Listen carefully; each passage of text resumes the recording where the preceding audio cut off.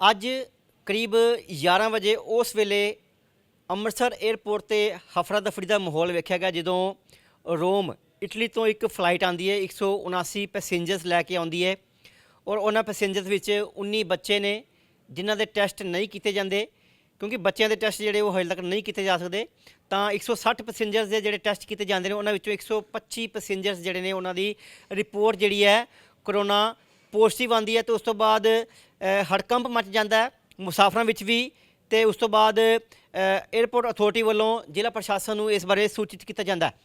ਤਾਂ ਗੱਲਬਾਤ ਕਰ ਲੈਂਦੇ ਹਾਂ ਵੀਕੇ ਸੇਠ 에ਅਰਪੋਰਟ ਡਾਇਰੈਕਟਰ ਸਾਡੇ ਨਾਲ ਮੌਜੂਦ ਨੇ। ਵੀਕੇ ਸੇਠ ਸਰ ਕੀ ਕਹੋਗੇ ਕਿੰਨੇ ਵਜੇ ਫਲਾਈਟ ਆਈ ਹੈ ਔਰ ਜਦੋਂ ਇਹਨਾਂ ਦੇ ਰੈपिड ਟੈਸਟ ਹੋਏ तो कितनी रिपोर्टा ਜਿਹੜੀਆਂ पॉजिटिव आई हैं? जी हाँ, ये फ़्लाइट आज रोम से आई थी अमृतसर और ये 11:20 पर यहाँ लैंड किया। जैसा आपने कहा 179 इसमें टोटल पैसेंजर्स थे और गवर्नमेंट की गाइडलाइंस के हिसाब से जो 5 साल से कम के बच्चे होते हैं उनका एग्जामिशन होता है इस टेस्टिंग के लिए। तो बचे हुए 160 लोगों का रैपिड पीसीआर किया गया था और 160 में से जो 125 लोगों का पॉजिटिव रिपोर्ट आया है।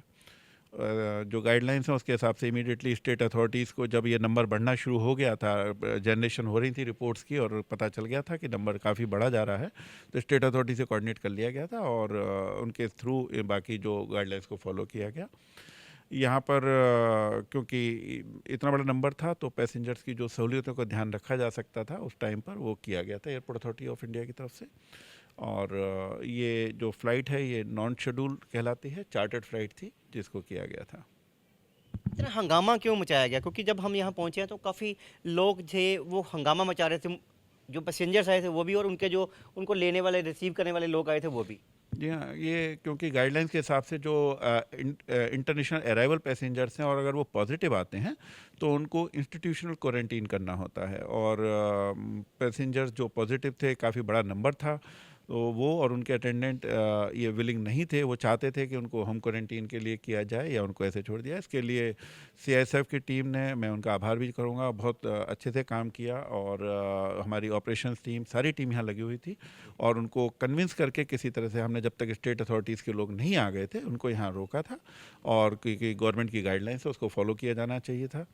और आने के बाद फिर स्टेट अथॉरिटी की रेस्पॉन्सिबिलिटी होती है उनको ये बता के कि 125 लोगों की रिपोर्ट पॉजिटिव उनको हैंड ओवर करती है। उनको एक बात क्लियर करनी चाहिए आपको, जो क्रू टीम थी क्या उनके भी टेस्ट किए गए थे? नहीं, अभी तक जो बताया गया है क्रू टीम का टेस्ट नहीं हुआ है, उनका एग्जामिशन है उनके इसमें। अच्छा, उनका एग्जामिशन है तो क्या अगर वो पॉजिटिव होते हैं तो फिर क्या दूसरों को भी पॉजिटिव कर सकते हैं जो मुसाफिर साथ में आ रहे हैं? ये एग्जामिशन क्यों है? ये जो आप क्वेश्चन कर रहे हैं ये तो किसी पर भी एप्लीकेबल होता है कि अगर कोई पॉजिटिव है तो इन्फेक्शियस है, ये कंटीन्यूस है, ये वायरस, ये तो हम सब जानते हैं और इसके ऊपर मैं क्या कमेंट कर सकता हूँ। हंगामा उनका ये था भाई जब वो वहाँ से चले हैं इटली से तो उनके जो टेस्ट हुए हैं वो नेगेटिव रिपोर्ट थी, यहाँ आके पॉजिटिव कैसे हो गई? जी हाँ, ये बड़ा एक आपका जेन्युइन सा सवाल है जो किसी भी आदमी के दिल में आता है। मैंने ये जो यहाँ पर टेस्टिंग की जो एजेंसी है उससे भी बात किया था और उनका ये कहना था, मेडिकल टीम से भी हमारी बात होती है, जो एपीएचओ होते हैं उनसे भी बात होती है कि ये बहुत बड़ा नंबर तो है, सरप्राइजिंग है, लेकिन ऐसा पॉसिबल है क्योंकि ये जो वहाँ पर टेस्टिंग होती है और यहाँ तक आने में, टेस्टिंग के टाइम से यहाँ तक आने में एक इंक्यूबेशन पीरियड को भी अगर हम इंक्लूड करें इनके डेवलप होने के सिम्टम्स को तो ये आउटराइटली मना नहीं किया जा सकता, लेकिन वो जो रिपोर्ट है उसका जो एक्यूरेसी है वो बिल्कुल एक्यूला मशीन्स पे किया गया है और उनको सबको रिपोर्ट्स को जो कार्डेज वगैरह है वो भी एजेंसी को बोल दिया गया है कि उसको प्रिजर्व करके रखें, अगर कोई कल के दिन कोई बात होती है तो वो बताया जा सकता है। एक्यूरेसी की बात आप कर रहे हो पर रैपिड में और आरटीपीसीआर में काफ़ी ज़्यादा एक्यूरेसी का फ़र्क आ जाता है। ये सर मेडिकल टीम का क्वेश्चन है, ये वही बता पाएंगे आपको। तो उसके बाद में क्या किया है? हमारी पैसेंजर से बात हुई है जिनको आपने रोक के रखा हुआ था, वो बोले हम अब अपने अपने घर जा रहे हैं। मैंने आपको बताया हमारी जिम्मेदारी एयरपोर्ट पर पैसेंजर्स को जो जिनकी नेगेटिव रिपोर्ट आती है उनको जाने देते हैं और जो पॉजिटिव रिपोर्ट होती है उनको रोकना होता है और उनको हमने बहुत कन्विंस किया, हमारी सीआईएसएफ की टीम ने बहुत अच्छा काम किया है और इसलिए पैसेंजर इसके बावजूद पैसेंजर जो पॉजिटिव थे वो चले गए अपने अपने घरों के, जो यहाँ पे थे लोकल वो तो उनको तो एम्बुलेंस ले गई है, बाकी जो थे बाकी हमारी बात काफ़ी ज़्यादा पैसेंजर से हुई है वो जाते दिखाई दिए हमें अपने अपने घरों की तरफ अपनी अपनी कारों में।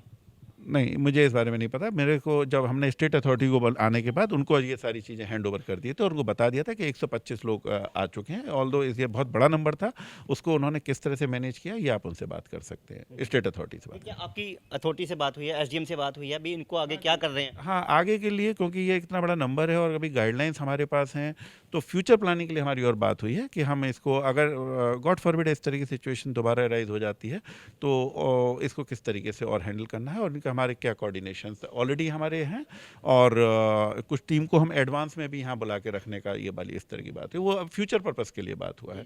जो गवर्नमेंट गाइडलाइंस हैं, जब तक गाइडलाइंस कोई चेंज नहीं होती है, हम सब इसमें बाध्य हैं और कमिटेड हैं इसको फॉलो करने के लिए। तो इनको इंस्टीट्यूशनल क्वारंटाइन किया गया था?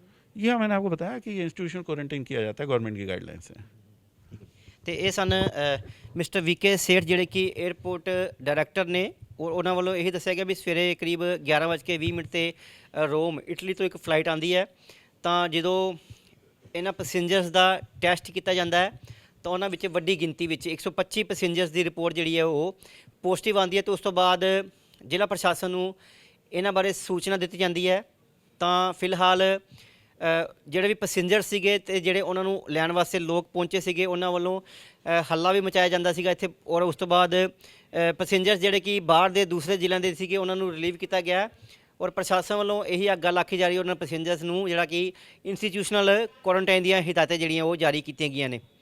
ਪਰ ਵੱਡਾ ਸਵਾਲ ਹੈ ਕਿਉਂਕਿ ਲਗਾਤਾਰ ਕਰੋਨਾ ਦੇ ਕੇਸ ਜਿਹੜੇ ਨੇ ਭਾਰਤ ਭਰ ਵਿੱਚ ਵੀ ਵੱਧ ਰਹੇ ਨੇ ਤੇ ਅੰਮ੍ਰਿਤਸਰ ਵਿੱਚ ਵੀ ਲਗਾਤਾਰ ਕਰੋਨਾ ਕੇਸ ਵੱਧ ਰਹੇ ਨੇ। ਇਸ ਲਈ ਹਰ ਕਿਸੇ ਦੀ ਜ਼ਿੰਮੇਵਾਰੀ ਬਣਦੀ ਹੈ, ਭਾਵੇਂ ਉਹ ਬਾਹਰੋਂ ਪੈਸੇਂਜਰਸ ਆ ਰਹੇ ਨੇ ਉਹਨਾਂ ਦੀ ਵੀ ਵੱਡੀ ਜ਼ਿੰਮੇਵਾਰੀ ਬਣਦੀ ਹੈ। ਜੇਕਰ ਉਹਨਾਂ ਨੂੰ ਚਾਹੀਦਾ ਵੀ ਜੇ ਉਹ ਕਰੋਨਾ ਪੋਜ਼ਿਟਿਵ ਨੇ ਤਾਂ ਆਪਣੇ ਆਪ ਨੂੰ ਇੰਸਟੀਟਿਊਸ਼ਨਲ ਕੁਆਰੰਟਾਈਨ ਜ਼ਰੂਰ ਰੱਖਣ ਤਾਂ ਜੋ ਜਿਹੜੀ ਵੀ ਗਿਣਤੀ ਲਗਾਤਾਰ ਕਰੋਨਾ ਮਰੀਜ਼ਾਂ ਦੀ ਵੱਧ ਰਹੀ ਹੈ ਉਸ 'ਤੇ ਰੋਕ ਲਗਾਈ ਜਾ ਸਕੇ। ਕੈਮਰਾ ਪਰਸਨ ਮੁਕੇਸ਼ ਬਾਵਾ ਨਾਲ ਸਿਕੰਦਰ ਪਸਰੀਚਾ, दैनिक सवेरा टीवी, ਅੰਮ੍ਰਿਤਸਰ। ਅਲੀਸ਼ਾ ਬੇਗਮ ਇੱਕ ਔਰਤ ਦਾ ਦੁੱਖ ਇੱਕ ਔਰਤ ਹੀ ਸਮਝ ਸਕਦੀ ਹੈ। ਰੂਹਾਨੀ ਅਤੇ ਕਾਲੀ ਸ਼ਕਤੀਆਂ ਦੀ ਮਾਲਕਨ, ਦੁਨੀਆ ਦਾ ਸਭ ਤੋਂ ਚਮਤਕਾਰੀ ਇਲਮ ਮੇਰੇ ਕੋਲ ਹੈ। ਮੇਰੇ ਕੀਤੇ ਨੂੰ ਕੋਈ ਕੱਟ ਨਹੀਂ ਸਕਦਾ। ਕਾਲਾ ਇਲਮ ਕਰਨਾ ਅਤੇ ਤੋੜਨਾ ਹਰ ਇੱਕ ਦੇ ਵੱਸ ਦੀ ਗੱਲ ਨਹੀਂ। ਪਰੇਸ਼ਾਨੀ ਜਿਵੇਂ ਲਵ ਮੈਰਿਜ, ਪਤੀ ਪਤਨੀ 'ਚ ਝਗੜਾ, ਸੌਤਨ ਦੁਸ਼ਮਣ ਤੋਂ ਛੁਟਕਾਰਾ, ਤਲਾਕ ਕੇਸ, ਬੁਰੇ ਸੁਪਨੇ, ਵਿਦੇਸ਼ ਯਾਤਰਾ, ਬੁਰੀ ਸੰਗਤ ਜਾਂ ਨਸ਼ਾ ਛੁਡਾਉਣਾ, ਬਿਮਾਰੀ 'ਚ ਦਵਾ ਨਾ ਲੱਗਣਾ। ਵਸ਼ੀਕਰਨ ਇੱਕ ਸੱਚਾਈ ਹੈ। ਵਸ਼ੀਕਰਨ ਕਰਵਾਓ, ਮਨ ਚਾਹਾ ਪਿਆਰ ਪਾਓ। ਕੀ ਤੁਹਾਡੀ ਕਿਸਮਤ 'ਚ ਲੋਟਰੀ ਦਾ ਯੋਗ ਹੈ ਜਾਂ ਨਹੀਂ? ਸੱਚਾਈ ਜਾਣੋ। ਲੋਟਰੀ ਨੰਬਰ ਪਾਓ, ਭਾਵੇਂ 649 ਹੋਵੇ ਜਾਂ ਲੋਟੋ ਮੈਕਸ। 11 ਘੰਟੇ 'ਚ ਕਰਵਾਓ ਹਰ ਪਰੇਸ਼ਾਨੀ ਦਾ ਹੱਲ ਘਰ ਬੈਠੇ। ਅਸ਼ਟਾਮ ਪੇਪਰ ਤੇ ਲਿਖ ਕੇ ਲਵੋ ਕੰਮ ਦੀ ਗਾਰੰਟੀ। ਜਾਂ ਕਹਿਣੇ ਤੋਂ ਬਾਹਰ ਹੈ तुरंत संपर्क करो,